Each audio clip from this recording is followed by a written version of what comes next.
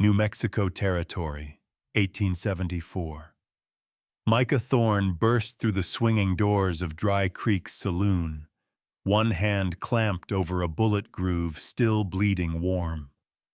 Across the street, Sheriff Amos Caldwell dragged a terrified young woman by the wrist, her knees scraping dust as he hauled her toward the holding shed.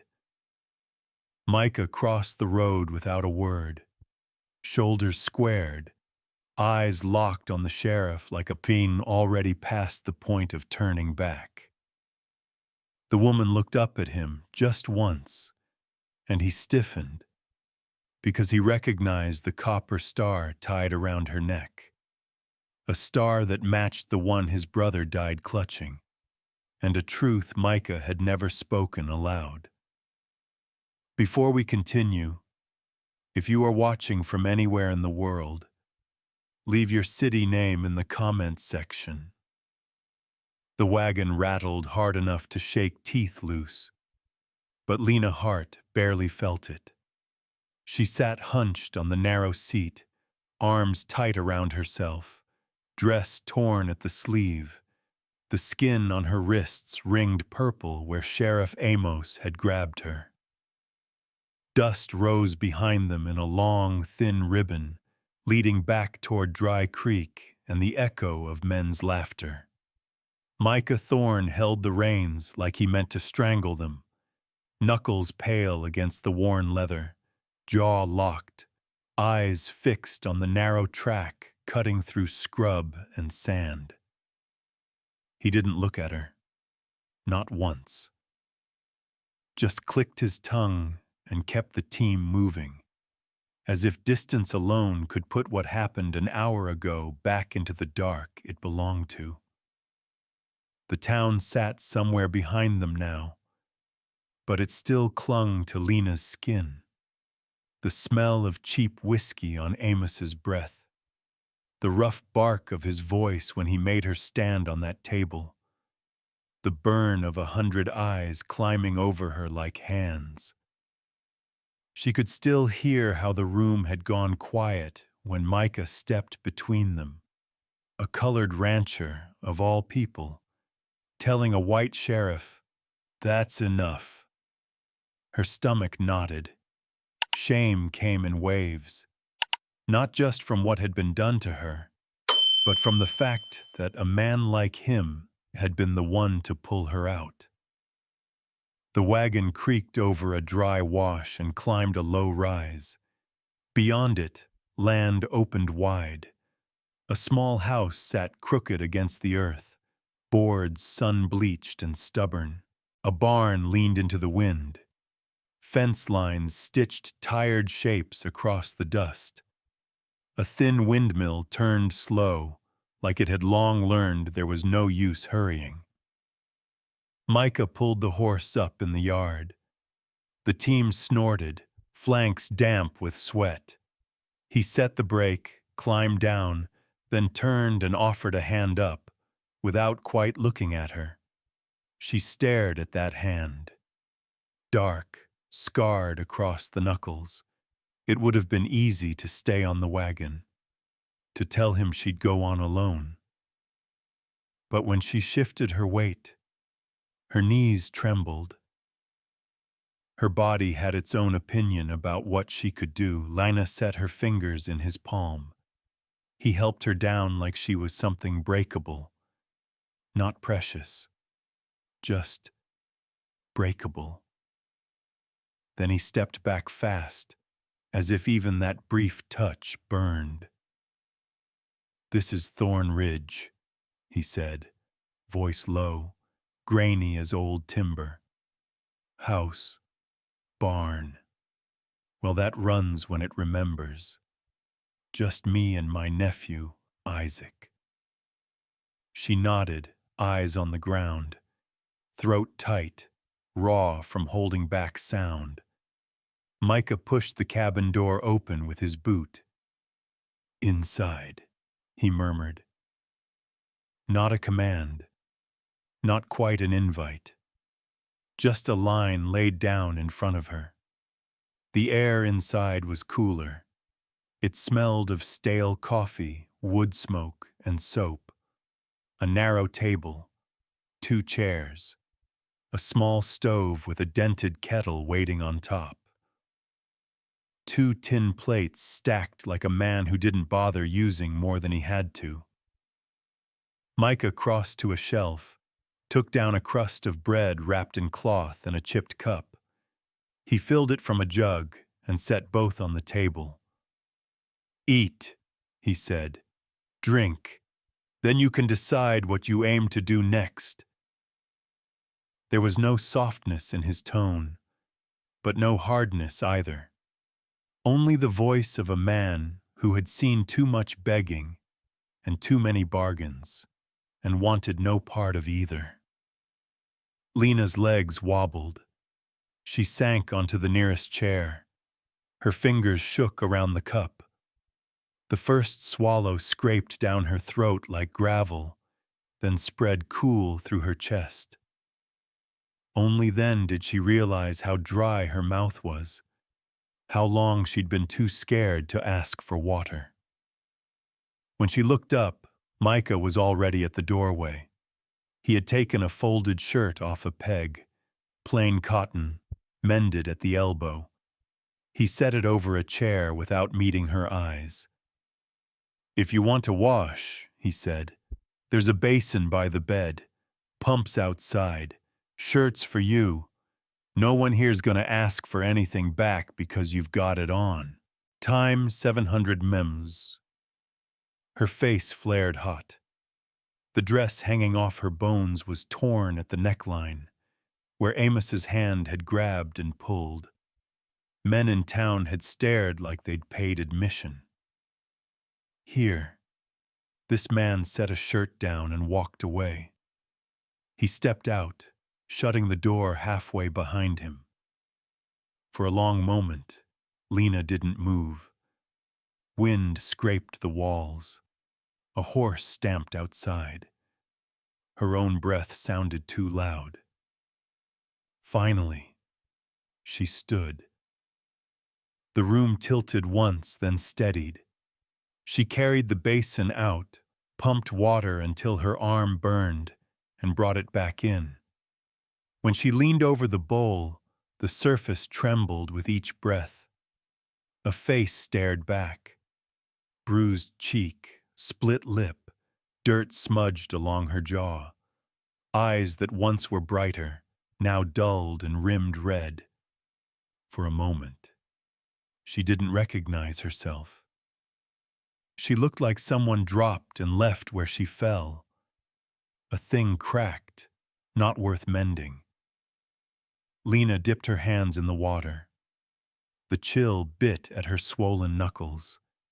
She pressed wet palms to her face, wiping away dust, sweat, and the ghost of other people's fingers. Every stroke stung.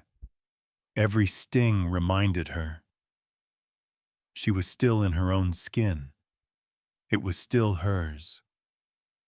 Behind her, through the half-open door, she heard Micah's boots on the porch boards. Not pacing. Just there. A steady weight between her and the road back to town. Outside, Dry Creek kept its laughter and its lies. In here, there was a cup of water, a crust of bread, a clean shirt, and a man who'd stepped in front of a sheriff because some line inside him refused to bend any further. Lena cupped more water, letting it run down her neck. It wasn't forgiveness. It wasn't forgetting. But it was a start. And for now, that was more than the town had ever offered her. She straightened, watching ripples fade in the basin.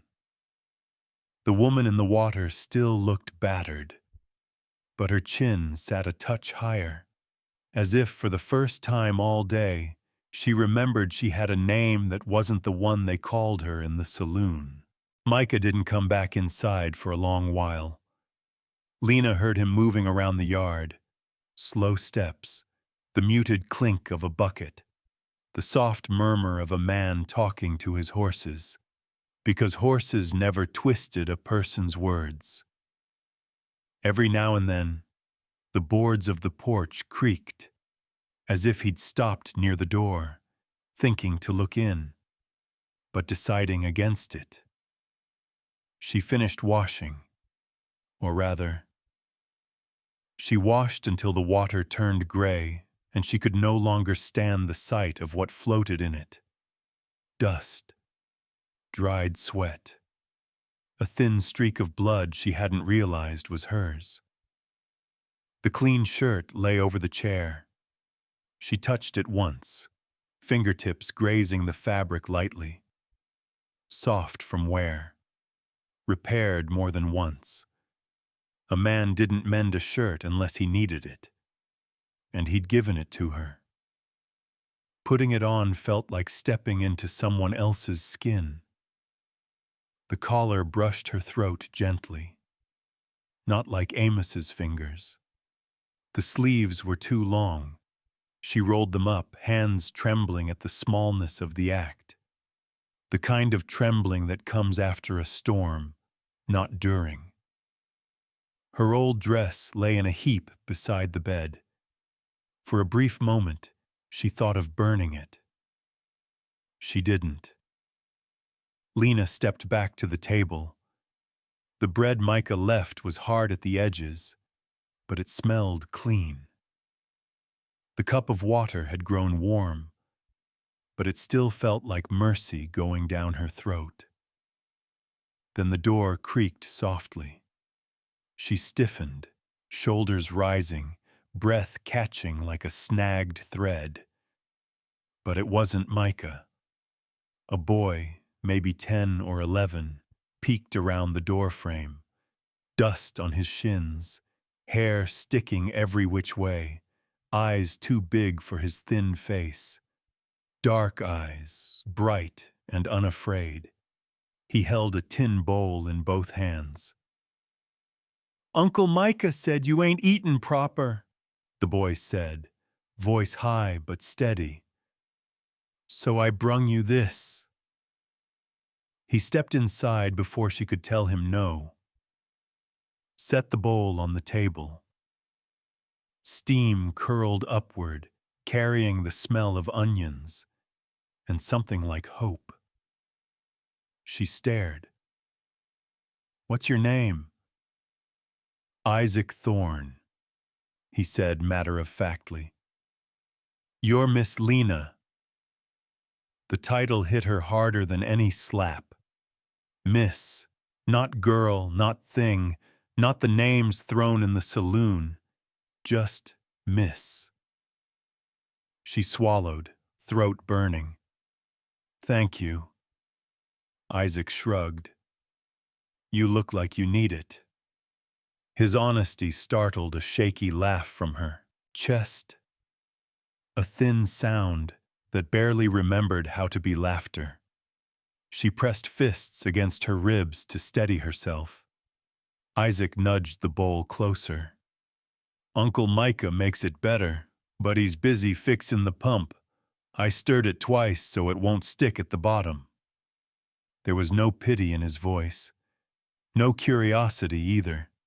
Just the simple offering of a boy raised in hard land, who knew hunger when he saw it on another face. Lena picked up the spoon. Her hand trembled so badly she almost dropped it. Isaac noticed.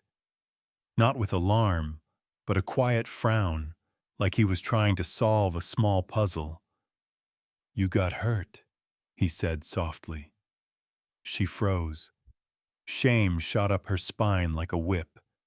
Her shoulders curled inward. Isaac didn't step back. He didn't look away.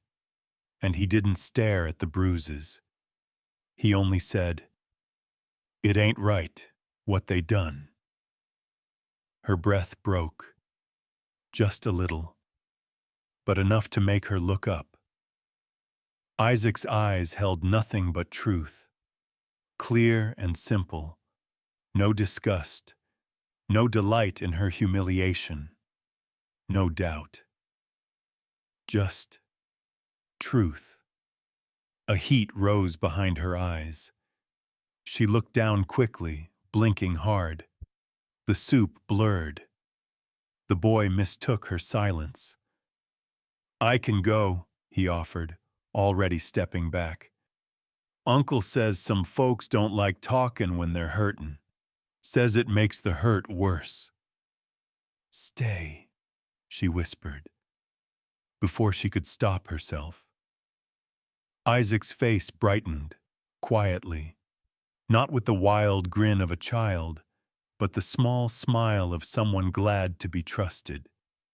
He sat on the edge of the other chair, skinny legs dangling above the floor. He didn't talk, didn't ask questions.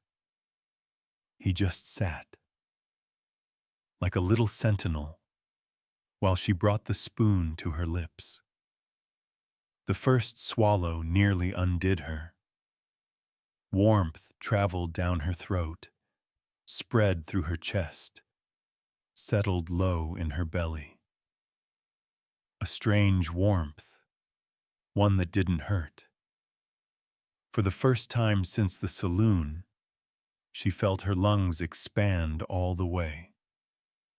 Outside, Micah's boots thudded on the porch. The door opened halfway, then paused when he saw Isaac sitting with her. "You botherin' Miss Lena?" Micah asked quietly. "No, sir," Isaac answered. "She said I could stay." Micah nodded once. A hint of pride crossed his face, quick, almost shy, before he cleared his throat and looked away. Lena watched that small exchange, a tightness easing in her ribs. This ranch, this man, this boy, none of them treated her like something shameful. For the first time since the sheriff's hands had grabbed her, Lena Hart felt the faintest thread of safety. Thin, fragile, but real. Settle around her shoulders like a shawl. She took another spoonful. It tasted like something she thought she'd lost. A beginning. By mid-morning the next day, Lena was steady enough on her feet to walk without gripping the walls. Not strong, just steady. The kind of steadiness born of sheer stubbornness, not strength. Micah watched from the porch as she stepped into the yard, the sun catching the bruises half hidden beneath his mended shirt. He didn't comment on them, didn't ask how she slept, didn't offer comfort or pretend he knew how to give it. He only said, "We need flour and lamp oil. If you're comin', stay close." Lena hesitated. Venturing back toward town felt like walking into jaws she'd barely escaped. But she knew she couldn't keep hiding behind someone else's door. Her father once said, "You can't outrun shame, girl. Best you stand, even if your knees shake." So she went. They rode the wagon down the low road, Isaac perched on the back, heels tapping the wooden slats in a soft rhythm. Dust curled beneath the wheels, rising and falling with the morning heat. As Dry Creek came into view, Lena felt her breath tighten. Palms dampening, the world narrowing at the edges.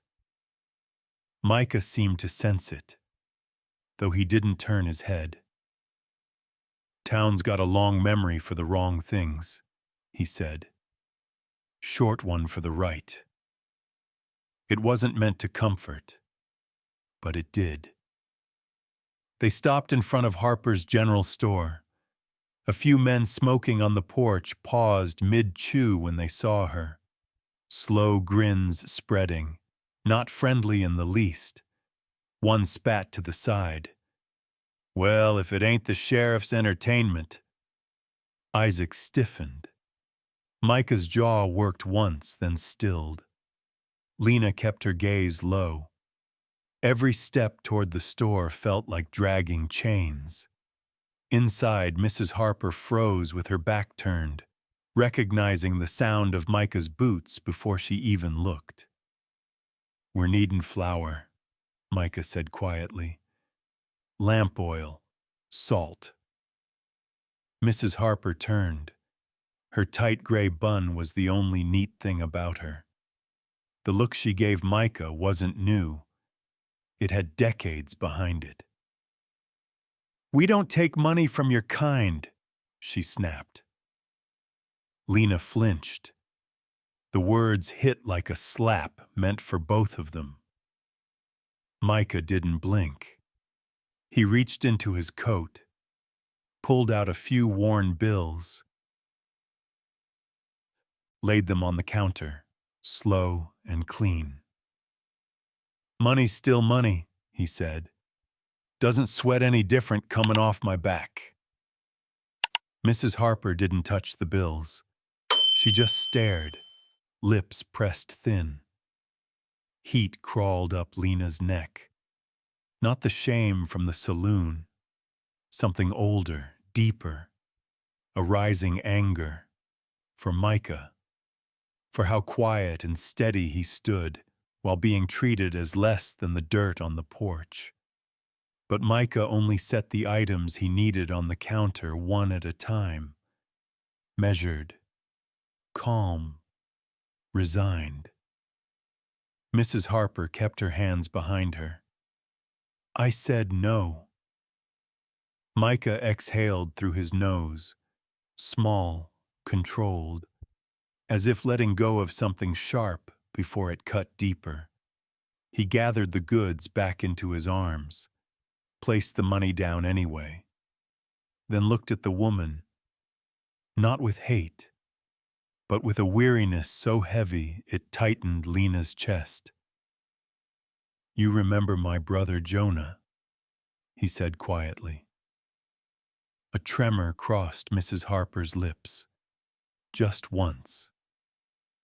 Micah nodded, as if that was all he needed. Then he turned and walked out. Outside, one of the men chuckled. "Boy thinks he's the same as the rest of us."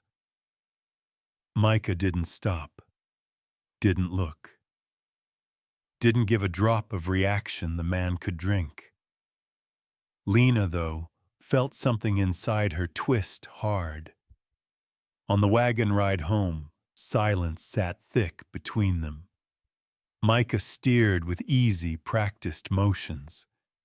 Isaac rode in the back again, kicking softly at the boards.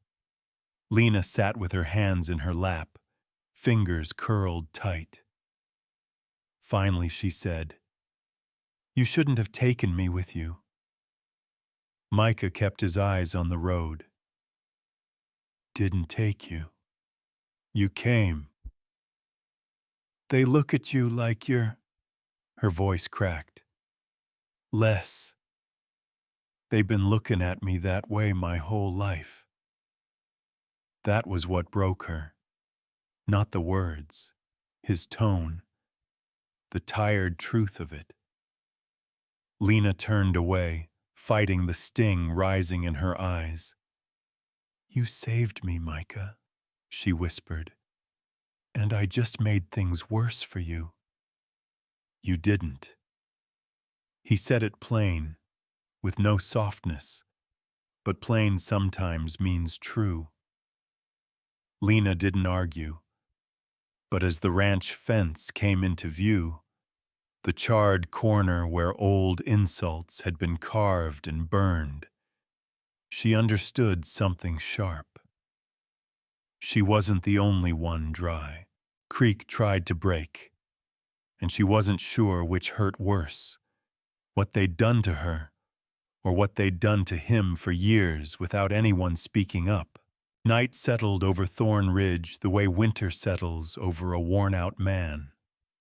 Slow, heavy, without asking permission. The sky was moonless, the kind that made sound travel farther.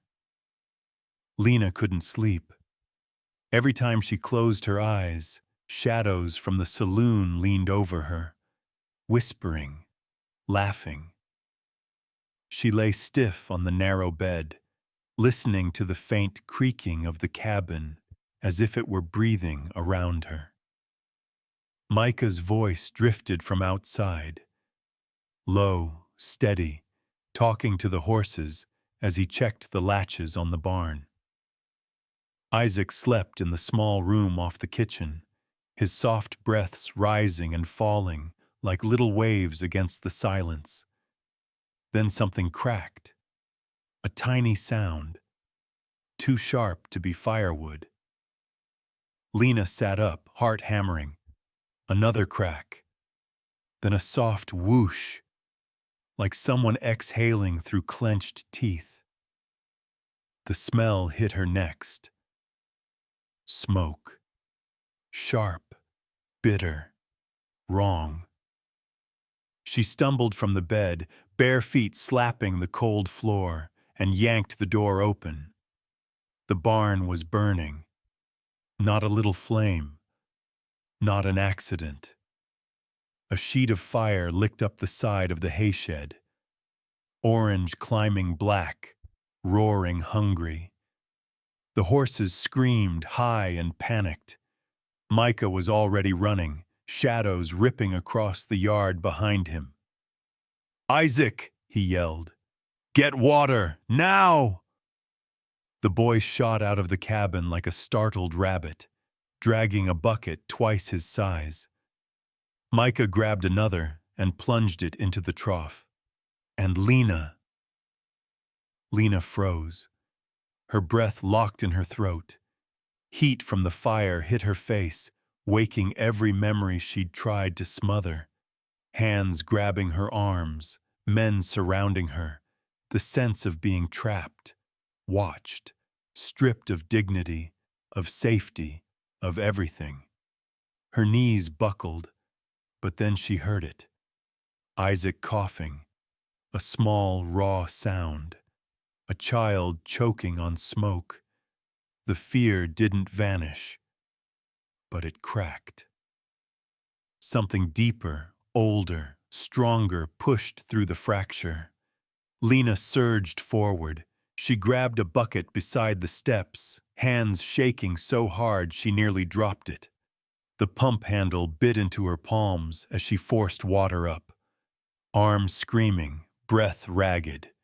She filled the bucket, sloshed half of it down her shirt, and ran toward the barn. Time 900 masums. Heat clawed her skin. Sparks landed on her arms, stinging like hornet bites. Micah threw water on the flames in heavy arcs, each splash hissing loud. "Stay back," Micah shouted when he saw her. "Lena, get away from—" "No." She swung her bucket, flinging water high. "I'm not watching something else burn." Her voice cracked, but it didn't break.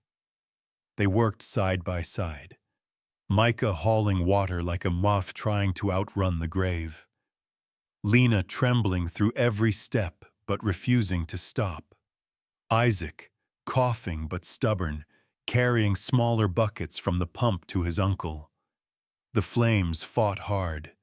Heat pressed against their faces, bright and fierce, forcing them to blink through tears.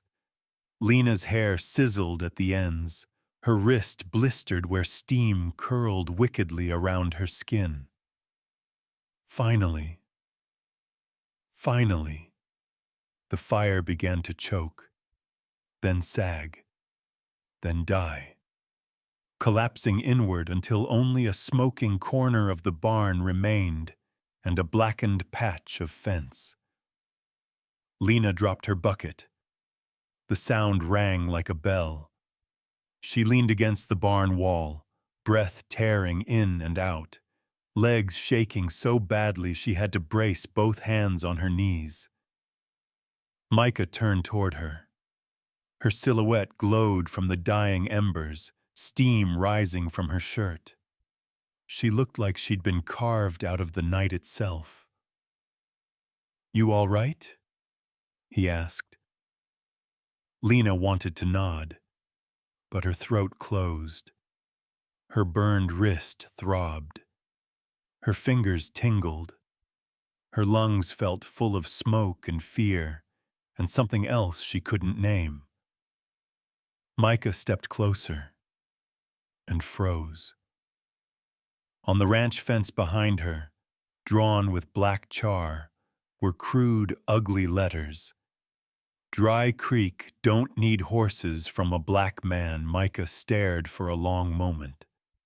Not angry at first, just resigned. As if the words were nothing new, as if he'd seen them in different shapes all his life. Then slowly, carefully, he took out his knife. He scraped the letters off the wood, each stroke deliberate, each curl of char falling like ashes of an old truth.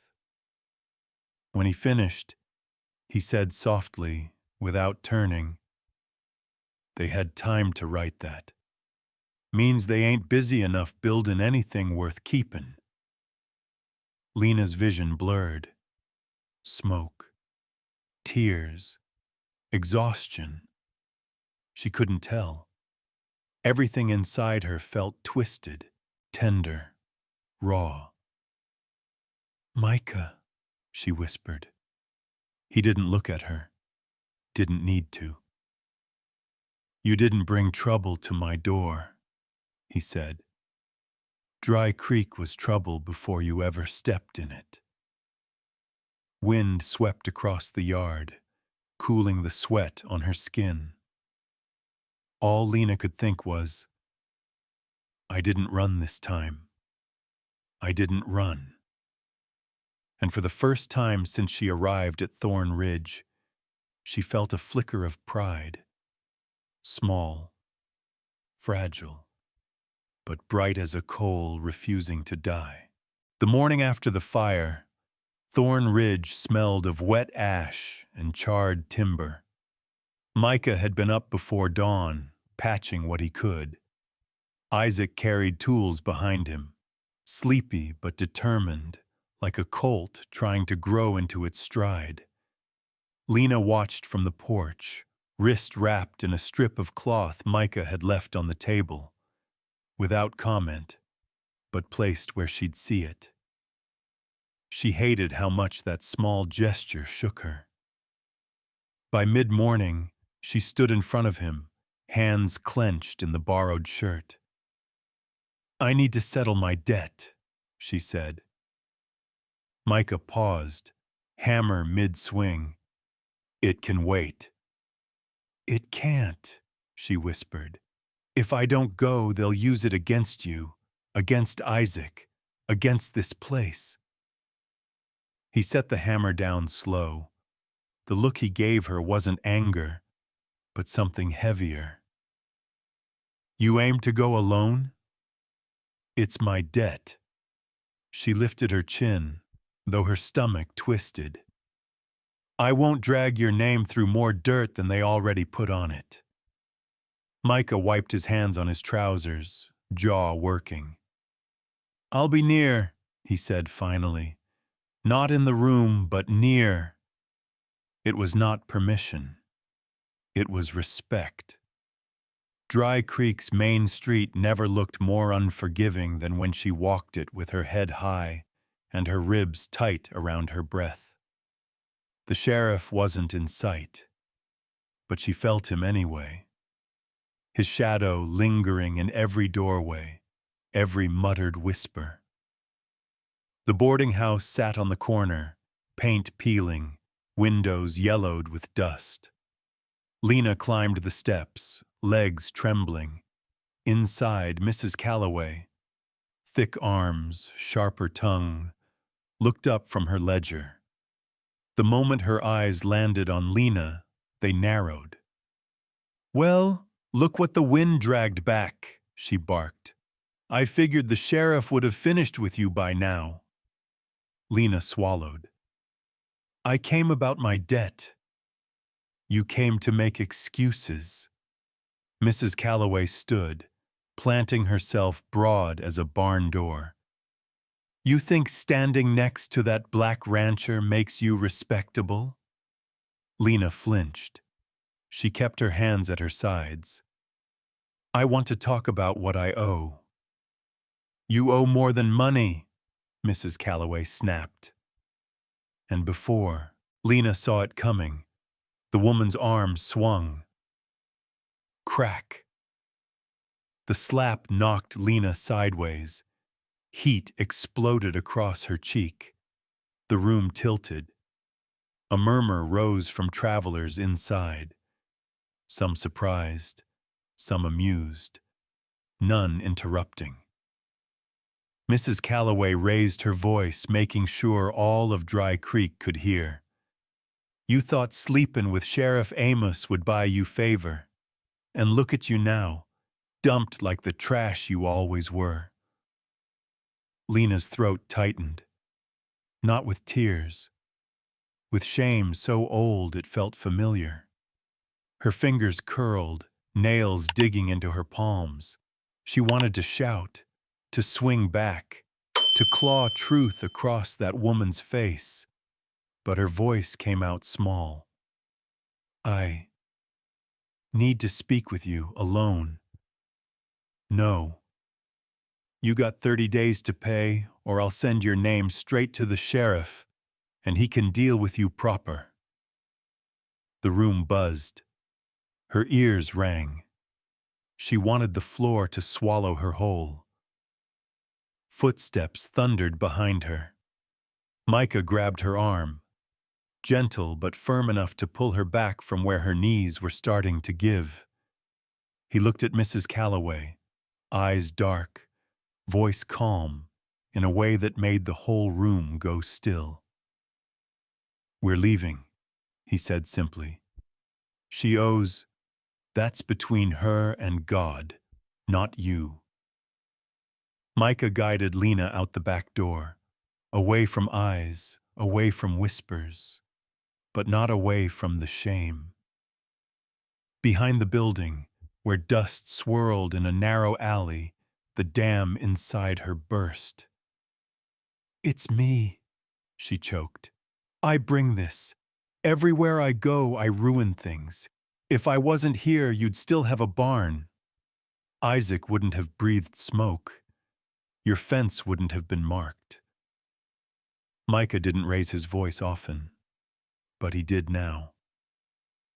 Lena Hart, he said, stepping in front of her. The night my brother Jonah died, I stood 30 feet away. I had a gun in my hand, and I did nothing. His voice cracked. Not loud, but raw, scraped from an old wound. If trouble comes for this ranch, he said, it ain't because of you. It's because I've been quiet too long. The alley fell silent. Lena wiped the back of her hand across her cheek, smearing the sting of the slap with the sting of truth. She met his eyes. Really met them. Times 700 masms. For the first time, she saw not just the man who pulled her out of a nightmare, but the man carrying his own. A man who knew shame. A man who knew guilt. A man who had bled from the same knife Dry Creek kept sharpening. And suddenly, she understood. She wasn't ruining his peace. He never had peace to begin with. The ride back to Thorn Ridge was quiet in the way broken things are quiet. Careful, strained, holding on by threads. Lena kept her gaze on her hands, fingers laced tight, the sting of Mrs. Calloway's slap still humming beneath her skin. Micah said nothing, but the muscles in his jaw never relaxed. By the time they reached the cabin, the sun had dipped low, throwing long shadows across the yard. Isaac ran out to meet them, eyes darting between their faces, like he was afraid of what answer he'd find. "You're back," he breathed, as if he hadn't been sure they would be. Micah ruffled his hair once, then stepped past him into the barn without a word. Lena followed Isaac inside, her steps small, unsure. The boy watched her too closely, wide eyes full of concern a child shouldn't have learned yet. "You're hurt," he whispered, pointing to her cheek. "It's nothing," she lied. Her voice wavered. Isaac didn't believe her, but he didn't push. Instead, he looked toward a wooden crate tucked beneath the table. "He said he didn't want it open," Isaac murmured. "Said he was tired of ghosts." The boy hesitated, then lifted the crate with both arms. "But maybe ghosts don't get tired of us." Lena blinked. "What is that?" "Uncle Jonah's box," Isaac said softly. "Uncle Micah kept it shut since that night." The crate was old pine, edges worn smooth from years of hands too nervous or too grief-struck to open it. Isaac set it on the table gently, as though it might break. Lena's breath thinned. "Why show this to me?" she whispered. Isaac shrugged. "'Cause you look like you don't run from hard things." Her chest tightened. She wasn't sure she deserved that. She reached out, fingertips brushing the lid. The wood was cool, humming faintly with the years it had held something unsaid. "Go on," Isaac urged. Lena lifted the lid. Inside lay a small stack of folded papers, a stub of graphite, and a leather-bound notebook cracked with age. On top, carefully placed, as if Jonah meant it to be found first, rested a sheet of thick parchment. A map. Not the kind marking trails or cattle paths. This one showed veins of water, lines drawn confident and sure. Micah's shadow darkened the doorway behind them. "What are you doing?" His voice was low, not angry, just tired. Lena turned the parchment toward him. His eyes flicked over it once, then froze. Jonah's handwriting. The spring, the ridge, the notes, and then, at the bottom, 2 signatures. Jonah Thorne. Edward Hart. Lena's breath shuddered out of her chest. Her father's name. Her father's hand. Micah stepped closer, stopping only when he was near enough to see the ink clearly. "You know that signature?" he asked. Lena nodded, throat tight. He drew maps the same way he prayed. Careful, honest. And he told me once, men don't share water unless they trust each other." Micah sank into the nearest chair as if the truth had weight. "He never told us he had a partner," he murmured. "Jonah never said a word." Lena unfolded another slip of parchment. A mark, a star, drawn in the same shape as the small metal brooch tucked beneath her shirt. Her hand drifted to the pendant instinctively. Micah noticed. "That's your father's?" She nodded. "He said it was the only thing a man can't steal from you. The truth of where you come from." Her voice shook. "But they stole everything else." The room thickened with silence. Micah reached for the notebook and opened it slowly. Jonah's neat block letters filled the pages. Measurements of the spring, plans for a joint ranch, notes on dividing water fairly. And then, toward the end, a short entry. Barely 2 lines. Sheriff Amos asking questions. Edward said it feels wrong, like a rope being tied behind our backs. Lena pressed a hand to her mouth. Micah gripped the edge of the table, knuckles whitening. A truth neither of them had dared imagine unfurled between them. Jonah hadn't died in a drunken brawl. Edward Hart hadn't run from debts. They were silenced, together. Micah spoke first, voice rough. "All this time," he whispered, "I thought Jonah, maybe, he'd gotten into trouble he couldn't climb out of. I thought..." His breath hitched.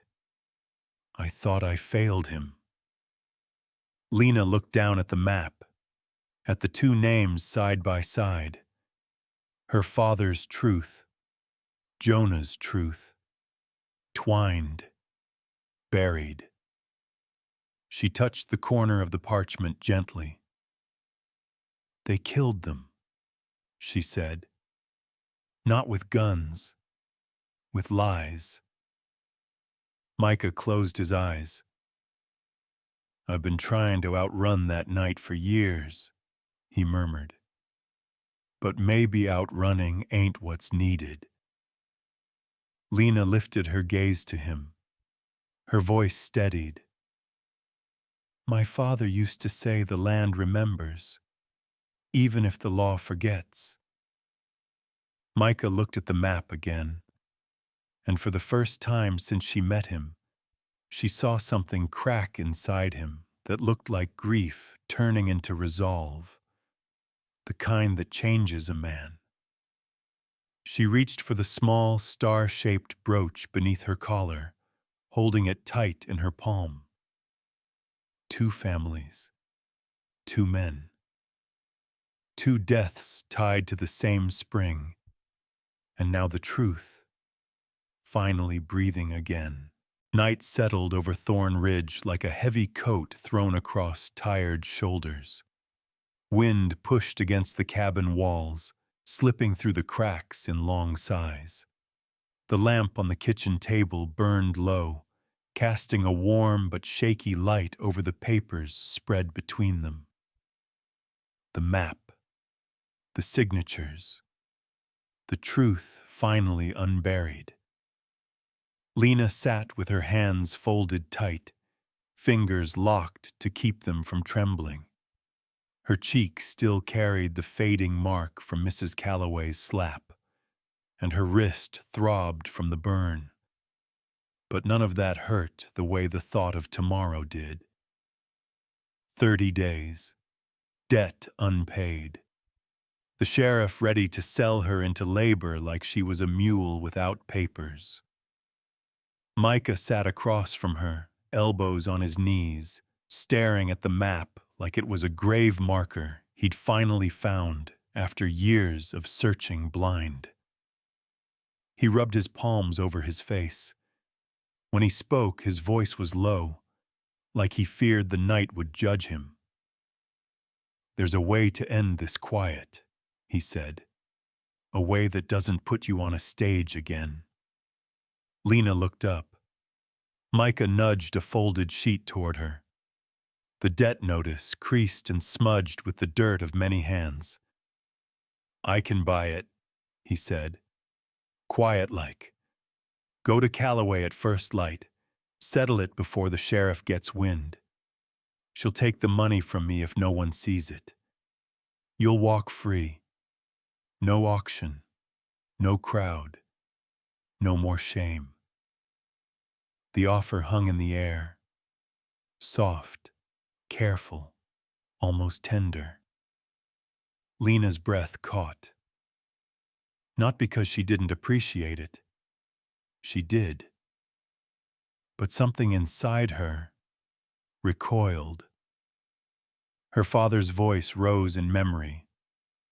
They can take the land, girl, but once you give 'em your silence, they'll take your name too. She pushed the paper back toward him. No. Micah straightened slowly. No, I won't hide, she whispered. Not anymore. Micah's brow furrowed, and she saw it. The fear he carried, lodged deep as any bullet. Fear of losing someone the same way he lost Jonah. Fear of repeating the same mistake. Fear of standing and watching again. He reached across the table, not touching her, but close enough she felt the heat of his hand. I know the sheriff, he said. He'll twist tomorrow into whatever suits him. You speak out there in front of those men, and he'll call it lies. Say you're trying to make trouble, and trouble gets people hung in Dry Creek. Lena swallowed hard. I watched my father die by silence, she said. Jonah died that way too. I won't let you choose it for me. Micah's jaw clenched, hard. He leaned back, breath shaky, running a hand along the table's edge. Outside, Isaac shifted in his sleep, a soft murmur drifting through the thin wall. That tiny sound seemed to twist something in Micah's chest. He stared toward the boy's room, pain flickering across his face like lightning behind clouds. If you stand up there, he said quietly, he'll see me as the one who pushed you. He'll take aim at me first. I know. Her voice barely carried, but every word was steady. And that's why you want to hide it. Micah didn't deny it. He looked down at the map again. The spring, the signatures, the neat handwriting of the brother he lost, and the father she mourned. They trusted each other, Lena whispered. Trusted enough to build something together. And Amos took it from them because neither one had a voice loud enough to fight him alone. Micah closed his eyes. Lena continued, softer. My father used to say, some choices ain't about living safe. They're about living right. Micah opened his eyes at that. Slowly, as if the words stung him awake. Lena leaned forward. You saved me once, she said. But tomorrow, I stand on my own feet, and I speak with my own voice. If there's danger, I won't drag you into it. Micah shook his head sharply. You're in it already, and I'm in it with you. Their eyes held. Her fear, his guilt, their shared grief, and a fragile thread of something new, woven from the same ache, but pulling toward different futures. Lena exhaled, long and unsteady. Then let's not be quiet anymore. Micah looked at her a long moment. Then his shoulders slumped, not in defeat, but in acceptance. He reached out and placed 2 fingers on the map, touching the place where the spring was drawn. Tomorrow, he murmured, Dry Creek hears the truth. The lamp flickered. The room pressed in around them, heavy with dread, heavy with courage. Lena folded her, hands in her lap. Her fingers still shook, but not with fear alone, with readiness, with resolve, with the kind of strength that grows only in people who've been broken once and refuse to let it happen again. Outside, the wind settled. Inside, two people sat across a table, bound not by blood, not by law, but by the truth carved into the land beneath their feet. Tomorrow, the town would test that truth, and Lena Hart would not be silent. Morning came thin and pale, like a man too tired to rise but forced to stand anyway. Dry Creek stirred long before the sun cleared the ridge, boots scuffing dirt, shutters slamming open, voices rolling low with the promise of a show. They were gathering for the debt auction. For her. Lena walked beside Micah, though not quite with him. A sliver of space lived between them, small but intentional, the kind of space a woman keeps when she means to fight her own battle, even if someone walks near enough to carry her afterward. Her breath trembled, but her steps did not. Each footfall thudded through her thin boots, sending a small ache up her legs. Good. The pain kept her steady. Micah studied the back of her hand as they walked. Her knuckles were white from how tightly she held the folded paper, the spring map, pressed to her ribs. Last chance, he murmured. We can still turn around. Lena didn't answer. Her voice belonged to the square now. The crowd thickened ahead. Men with dusty hats. Women pretending not to stare. Old ranch hands pointing like she was a mark on a ledger they didn't bother to erase. Sheriff Amos Caldwell stood on the platform built outside the town hall, boots polished, badge shining like a threat in the morning light. He held the debt notice high, shaking it for all to see. This woman, he called, failed payment. According to law, labor sale proceeds today at noon. Laughter sprinkled through the crowd. Mean, thin laughter. The kind with no humor, only hunger. Lena stepped forward. Micah tensed, ready to move if she faltered. But she didn't. Not this time. She climbed the 2 steps to the platform, her heart knocking so loud she felt each thud against her ribs. Amos smirked, leaning down. You can beg, girl, but it won't change. She took the debt notice from his hand and tore it clean in 2. The sound, small, fragile, split the morning sharper than any gunshot. Silence rippled out like a stone dropped into still water. Lena raised the torn halves, voice shaking but strong enough to reach the edges of the square. I'm not for sale. A wave of murmurs rose. Amos barked. You got no right. Lena cut him off. I do have a right, and I have a truth you've buried long enough. Her hand slid beneath her collar. Fingertips brushed cold metal. The small star. Her father's star. She drew it out. The crowd quieted. A hush fell like held breath. This belonged to Edward Hart, she said.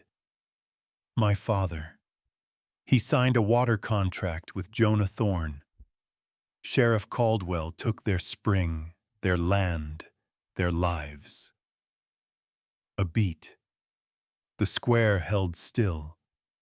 Then she unfolded the map, shaking but visible. Both their names are here. Her voice cracked, but she kept going. They were not thieves. They were partners. And he, her whole arm trembling, hung them both to take the water. Gasps scattered through the air. One hat dropped. A woman covered her mouth. Amos barked out a laugh. Too loud, too forced. "Ain't nobody believe the word of a what?" He didn't finish, because an old man stepped forward, bent, weathered, leaning on a cane. His voice broke the stunned quiet. "I saw the hangin'. They weren't guilty." Every head turned. The old man pointed straight at the sheriff. "You lied then. You're lying now." Something in the crowd shifted, like a rope pulled taut finally snapping. Whispers sharpened, eyes narrowed, men straightened, Lena's knees weakened, not from fear, but from the weight of finally being believed. Micah moved toward the platform, but stopped when he saw her spine stiffen. She wasn't done. She held the star up, the metal catching pale light. "My father died with this in his hand, this little star. He said a badge should protect the weak." Her lips trembled, but she didn't lower it. This one didn't. A murmur of agreement rolled through the crowd. Amos shoved forward, face red. "Enough!" He grabbed Lena's arm hard enough to bruise. Micah's breath snapped, sharp, lethal. But Lena twisted free on her own, her voice cut through the square. "If dry, creek still has any truth left. Listen to it now." The crowd went still again, and that was when Micah stepped forward, placing himself behind her. Not shielding, not leading, simply standing where a man stands when a woman trusts him enough to fight beside her. His voice was low, steady, carrying the weight of years of swallowed anger. "She speaks the truth. I lost my brother to this man. She lost her father. And this town lost its spine keeping quiet about it." Amos spun toward him, but something in the crowd held him back. Not a hand, not a gun. Just the crack in his own authority widening. A woman whispered, "Let her finish." And so Lena did. With the smallest star trembling between her fingers, she spoke for the first time as someone who refused to break again. No more silence. The square shifted. No longer a mob, no longer a crowd, but a town forced to listen to its own shame. The wind died. The truth did not. The square didn't breathe. Not a man, not a woman, not even the dust hanging in the morning light. Only Sheriff Amos Caldwell breathed. And it wasn't calm or steady or sober. It was ragged, wet, mean. His hand hovered near his holster. Micah saw it first. A small twitch, a curl of the fingers, the shift of a man whose power was slipping out of his grasp. Lena felt something colder than fear slide down her spine. Not dread, recognition. Amos had the look of the men who came for her father. The look of a man who'd rather spill blood than lose control. He spat at the dirt, eyes locked on Micah. "So this what it is? A daisy picker of a girl and a high-minded black rancher giving orders in my town?" Micah stepped forward, slow, measured, like a man walking toward a storm he'd already lived once. "I ain't giving orders," he said quietly. "Just speaking truth. The kind Jonah died for. The kind her father died for." A murmur rolled through the crowd. Amos snapped, like a rope finally breaking. You think this is your stage? He barked. You're inciting a riot, Thorne. I'll put you down for less. His hand dropped to his gun. Micah didn't reach for his. He only spoke the words he'd carried for years, the words sharp enough to bleed truth. You used that badge to steal water, and to kill men better than you'll ever be. The sheriff's eyes widened, not from shame, but from fury. He fired. Bang! The shot cracked across the square, sharp, brutal, hungry. Micah staggered back, hand flying to his shoulder. Blood welled warm between his fingers. Isaac screamed. Lena didn't think. She moved. Her hands caught Micah as he sagged, pulling him toward the steps. His weight hit her hard, but she held. Micah tried to push her away. Lena, get back. No, she breathed. Not again. The crowd shrank back, boots scraping, fear rippling through them. Amos reloaded with a drunken jerk of his wrist. Stand aside, he roared. All of you! But no one moved. Not forward. Not toward him. Only away. Because now they'd seen it. The sheriff had fired first. Not at a criminal. At a man standing still. At truth. Lena's knee hit the ground as she lowered Micah behind the steps.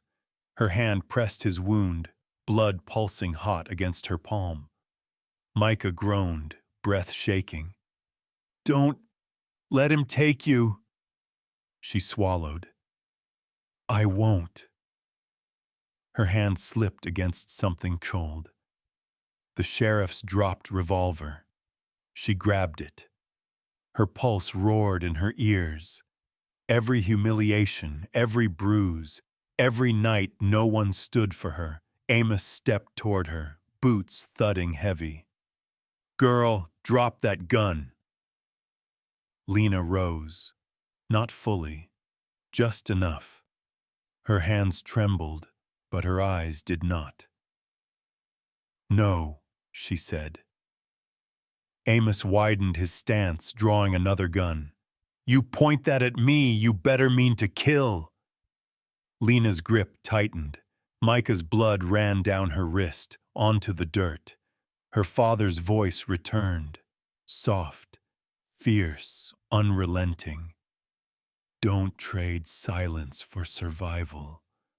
Live right, even if you don't live long.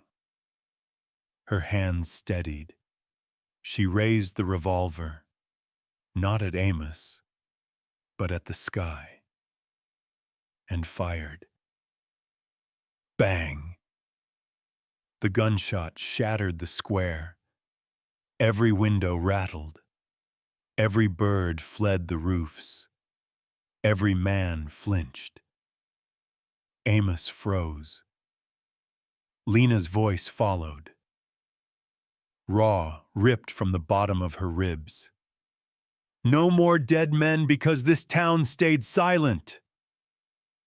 A deputy, young, pale, moved first, like a man waking from a long nightmare. He looked at Lena, then at Micah bleeding in the dirt, then at the sheriff, and he drew his gun, but aimed it at his superior. Sheriff, he said, voice shaking, drop the weapon. Amos turned toward him, stunned. You! The deputy cocked the hammer. I won't let you shoot another innocent man. Gasps burst through the crowd. Someone whispered a prayer. Someone else cursed Amos under their breath. For the first time, the sheriff looked small. Lena exhaled. Long, slow, trembling.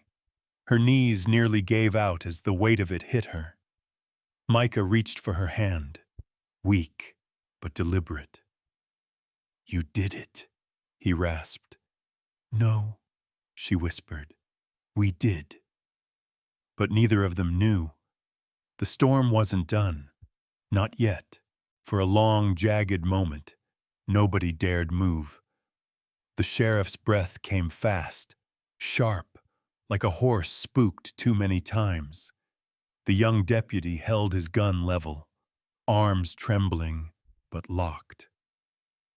Micah lay in the dust, breaths shallow, hand pressed tight to his bleeding shoulder. And Lena. She stood in the center of it all, the gun hanging loose at her side, her chest rising and falling like she'd run a mile uphill. Amos finally snarled, "You're making a mistake, boy." The deputy swallowed hard. "Maybe, but I ain't making it twice." Sunlight caught a vein pulsing at Amos's temple, angry, swollen. He shifted his boots, not toward surrender, but toward calculation. Lena saw it before anyone else. The twitch, the change of weight, the way his eyes darted past the deputy toward a ranch hand in the crowd, holding a rifle slack at his side. Amos moved fast, too fast. He lunged, ripping the rifle from the ranch hand's grip with a force fueled by desperation and pride. The man stumbled back, gasping. "Move!" Amos roared. The deputy fired first, but the shot went wide, fear yanking it off its mark. Women screamed. A horse reared. Dust swirled up like smoke. Amos swung the stolen rifle toward Micah. He never managed to fire it. His own horse, still tied nearby, had been spooked by the gunshots, pulling hard against the post. When Amos jerked the rifle up, he stepped too close. The horse panicked, rearing, kicking against the wooden rail. The sheriff stumbled backward, boots sliding in loose grit. The horse jerked, the rope snapped off the rail, and the sheriff's jacket, thick leather, worn smooth at the shoulder, caught in the loop of the trailing rope. It happened fast and slow, all at once. Amos's body jerked sideways, legs swept from under him. He hit the ground hard, head striking the stone step with a crack that echoed across the square. A second later, the horse bolted, and the sheriff's body was dragged 3 yards before the rope loosened, and he fell still. Dead. Not by bullet, not by law, but by the same wild violence he'd fed into the land for years, a creature finally kicking back. Silence swept the square. Not shock, not grief, not even relief.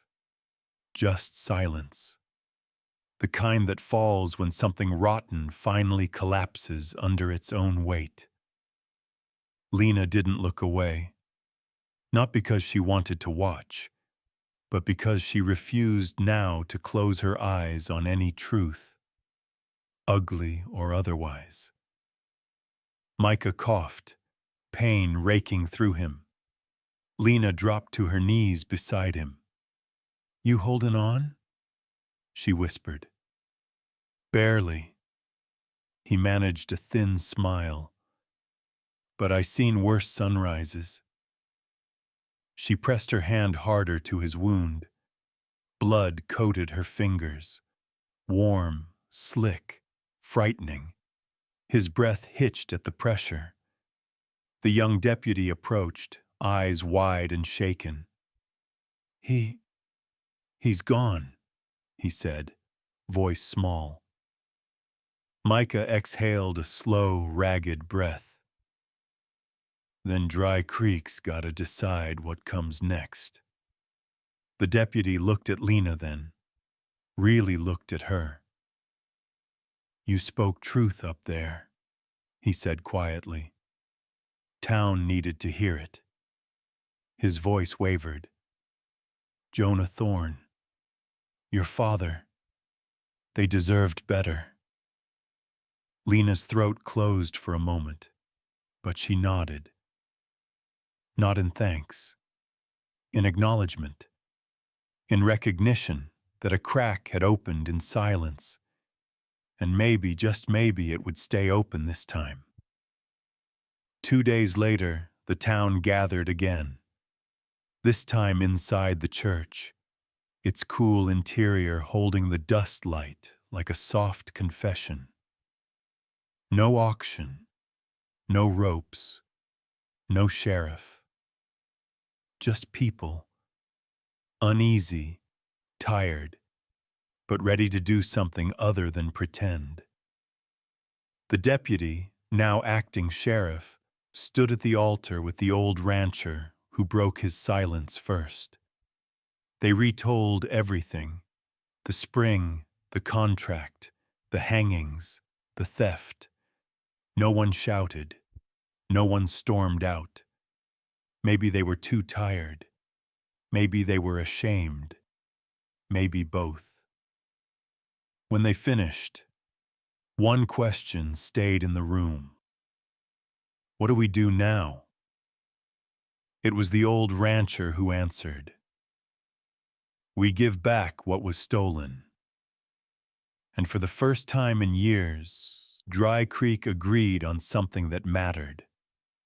The current landholder, pale, sweating, smaller without Amos behind him, signed the new document with a hand that shook steadily through.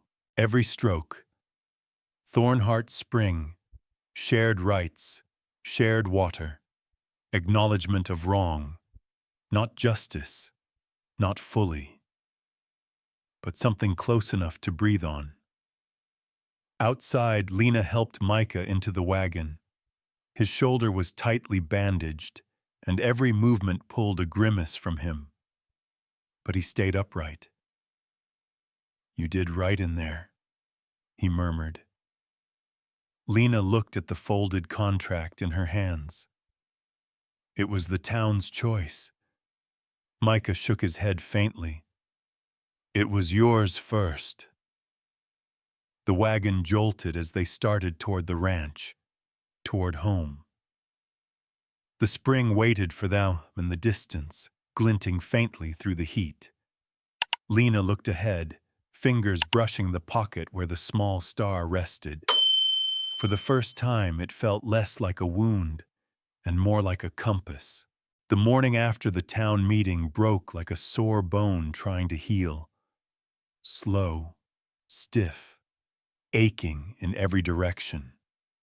The sky was pale, washed clean by the long night, and the air around Thorn Ridge carried the scent of damp cedar and dust. Micah moved carefully across the yard, one hand braced on the wagon rail. Every step pulled at the stitches in his shoulder. He bit back a groan. He hated leaning on anything. But today, he leaned.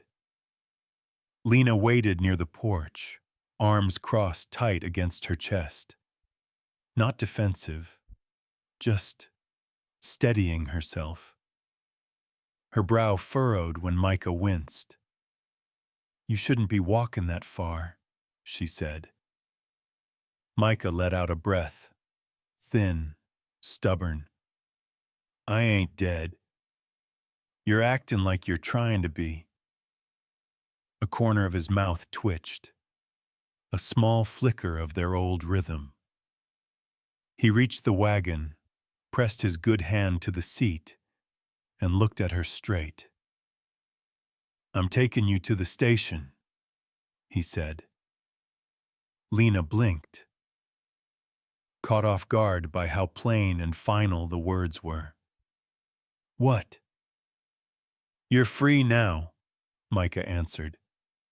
Ain't nobody owning your debt. Town heard your truth. You don't owe me a damn thing. The words landed heavy. like a door closed before she'd even stepped through it. Lena swallowed. What if I don't want to leave? Micah looked away. A muscle jumped in his jaw. Sometimes folks stay 'cause they feel they gotta repay kindness, he said softly. I ain't want that for you. I ain't want to become another man holding a piece of your life. Her breath caught. So that was it. He thought keeping her here was the same as claiming her, as owning her, as buying her freedom the way the sheriff had tried to. She shook her head slowly. I'm not thinking about debt, she whispered. I'm thinking about a spring that belonged to my father and to your brother, a spring they died for. Micah stopped breathing for a beat. Lena stepped closer, voice lowering.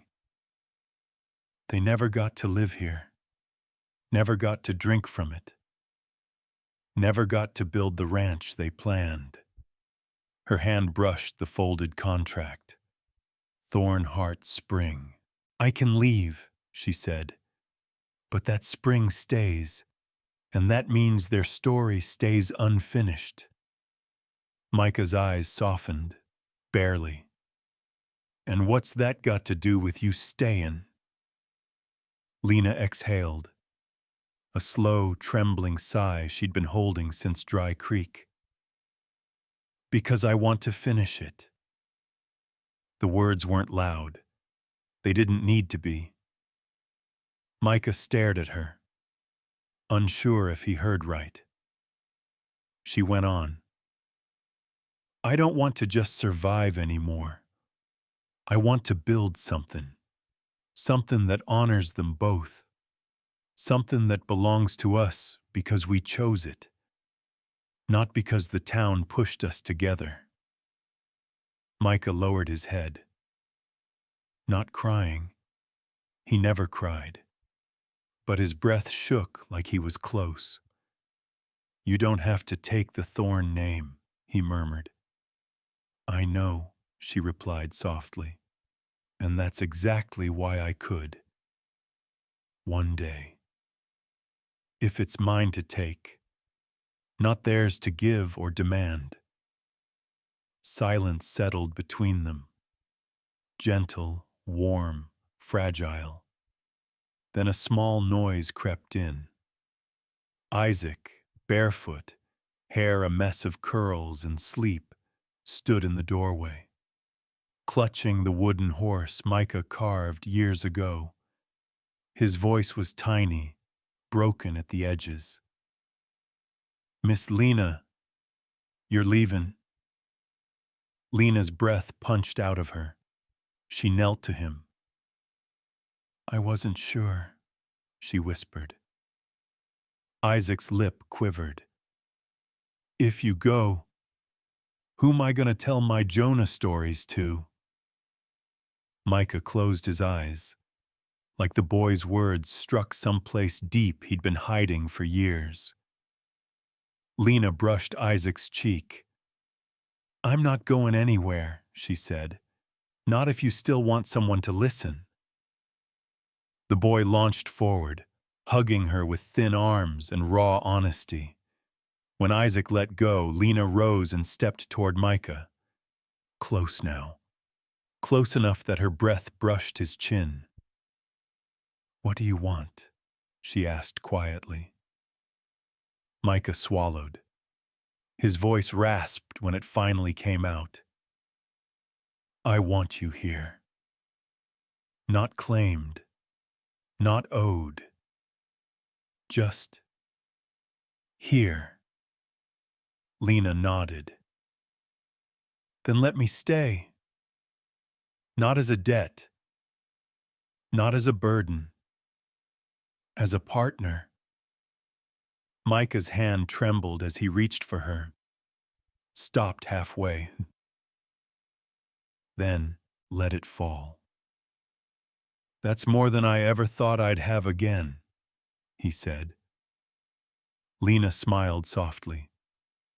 Then don't waste it pushing me away. The morning air felt lighter suddenly, less like a burden, more like a beginning. Micah took a slow breath, straightened, and nodded once. All right then. A pause, warm, settling. Welcome home. Lena's fingers brushed the contract. Thorn, Heart, Spring in both their names. Her voice was warm when she answered, I think it already is. 3 years later, Thorn, Heart, Spring no longer looked like a place trying to survive. It looked like a place learning how to live again. The yard buzzed with soft, honest work. Kids chasing chickens.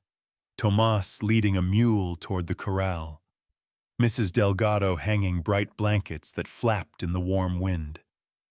The land was still dry, still stubborn, but it finally felt like it belonged to people who knew what loss was and chose kindness anyway. Lena stepped onto the porch, wiping flour from her hands. Her hair was braided loose, a few strands escaping in the breeze. She glanced up at the small copper star nailed above the doorway. Her fingertips brushed it. Gentle, grateful. Micah crossed the yard with a slow, familiar limp. His sleeves were rolled to the elbows, his good hand steady on a small bucket of feed. He offered that quiet half-smile, the one that took months to grow real. Kids are wild today, he said. You say that every day, Lena replied, amusement warming her voice. Isaac barreled past them, laughing, and Mara, now 3, all curls and determination, ran after him with her arms stretched like wings. She nearly toppled into Lena's legs before Micah scooped her up. Careful there, little Mustang, he murmured. The child giggled, pressing her forehead to his cheek. Lena watched them with a warmth that spread slow through her chest. Something steadier than happiness. Something earned. As evening settled, folks drifted toward the porch. It was story night. A new custom. One Lena hadn't meant to start.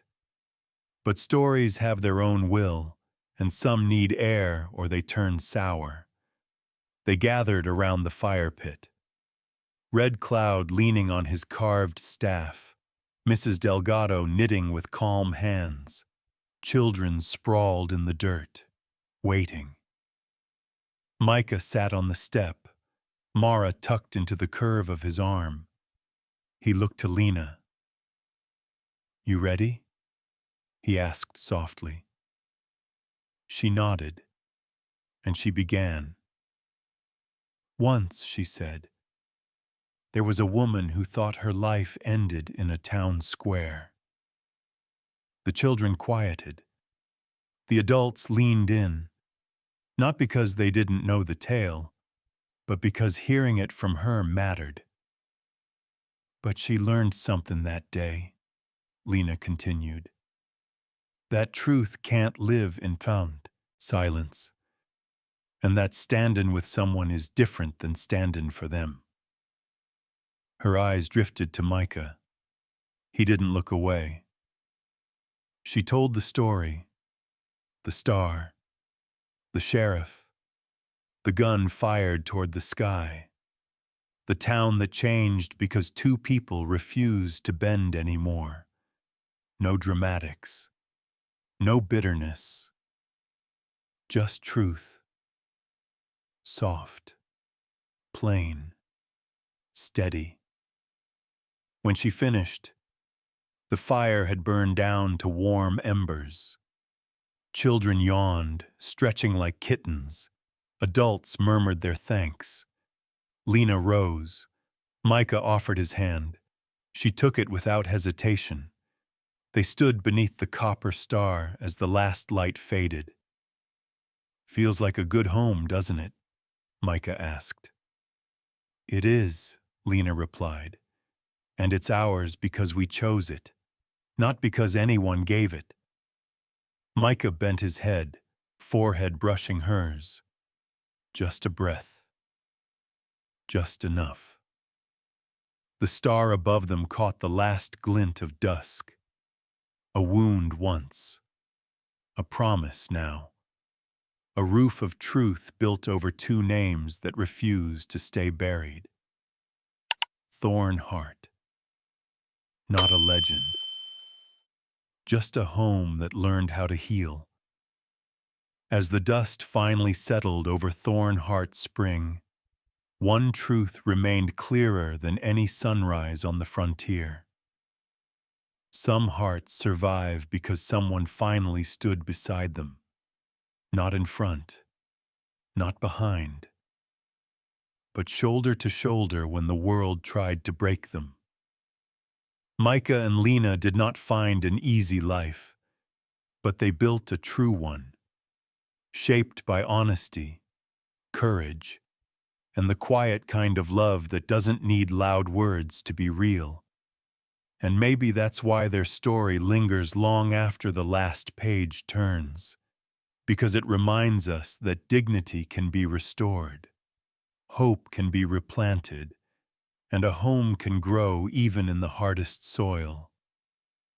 If this tale touched you in any way, if it softened a rough day, stirred an old memory, or reminded you of the strength found in second chances, I'd truly love to hear your thoughts. Please take a moment to leave a comment. Let us know where you're watching from, and share what part of this journey stayed with you. And if you'd like more Western tales told with heart and honesty, feel free to like, subscribe, and ring that bell so you never miss a new chapter. We're grateful to have you here.